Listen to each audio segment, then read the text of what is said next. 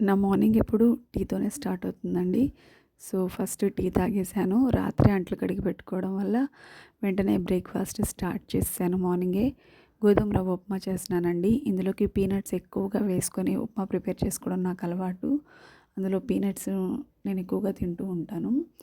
Next వచ్చేసి rice పెట్టేసానండి. Rice కుక్కర్‌లో పెట్టేస్తాను అర్జెంట్‌గా ఉన్నప్పుడు, లేదంటే పొయ్యి మీదే చేస్తాను. ఇది ఆన్ చేసేసి పెట్టుకుంటే దాని పని అది చేస్తుంటది. లంచ్ బాక్స్‌లోకి బంగాళదుంప ముద్దకూర చేశాను. నెక్స్ట్ రేపటికి టిఫిన్‌ల కోసం అని చెప్పేసి నానపెట్టేశాను. మా వారికి, బాబుకి లంచ్ బాక్స్ ఇచ్చేసేయంగానే వాళ్ళిద్దరూ వెళ్ళిపోయారు. స్నానాలు చేసి ఎక్కడ పడేసినవి అక్కడే టవల్స్ వదిలేశారు. సో, ఆ టవల్స్ అన్నీ రోజు ఇట్లా ఆరేయడం నాకు అలవాటు. సో, ఆ టవల్స్ వచ్చేసి ఔట్ సైడ్‌కి ఆరేస్తున్నాను. బెడ్ కూడా బయట పెట్టామండి. ఎండలో కొంచెం ఉంటే బాగుంటుంది కదా, అందులో ఉన్న బ్యాక్టీరియా చచ్చిపోతుంది కదా అని చెప్పేసి.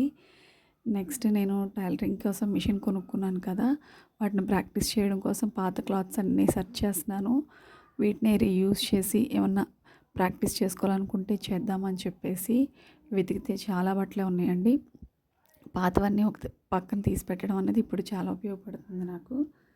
నెక్స్ట్ నేను సరుకులు తెచ్చుకున్నాను. ఆ సరుకులన్నిటిని డబ్బాల్లోకి ఎత్తి పెట్టుకుంటున్నాను. లాస్ట్‌లో కొద్దిగా తగ్గిన సరుకులను మాత్రమే తెప్పించుకున్నానండి. నెక్స్ట్ వచ్చేసి ఈ డబ్బాలన్నిటిని స్టోర్ చేసి వాటి ప్లేస్‌లో వాటిని పెట్టేస్తే నాకు సరిపోతుంది.